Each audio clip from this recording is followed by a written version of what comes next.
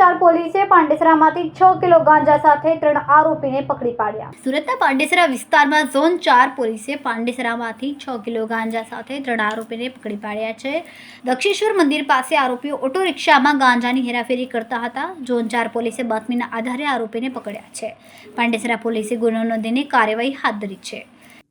Zone 4ની LCB અને information મળી કે એક રિક્ષામાં ગાંજો લઈને 3 માણસો પાંડેસરા પોલીસ સ્ટેશનમાં એન્ટર કરવાના છે. તો આ સૂચના ઉપર એલસીબી ઝોન 4 દક્ષેશ્વર મંદિર પાસે એક ઓટો જેના નંબર પહેલાંથી એલસીબી પાસે હતા, આ ઓટોને રોકવામાં આવ્યો અને ઓટોમાંથી 3 માણસો જેનું નામ મોહમ્મદ વહાબ ઉર્ફે અમન ઊન પાટિયાનો રહેવાસી છે અને મૂળ રૂપથી ભુસાવલ મહારાષ્ટ્રનો રહેવાસી છે.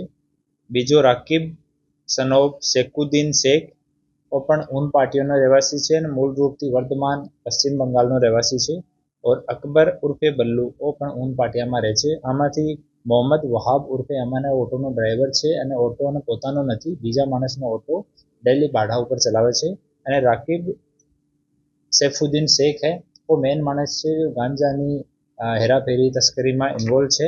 ઓર આની સરકારી પંચોની રૂબરૂમાં સર્ચ કરવામાં આવી અને ઓટોમાંથી 6 કિલો 723 ગ્રામ ટોટલ 67,230 રૂપીસનો ગાંજો કબજો કરવામાં આવ્યો અને 3 મોબાઈલ ફોન જેની કિંમત 17,500 રૂપિયા અને ઓટો રિક્ષા જેની કિંમત 1,10,000.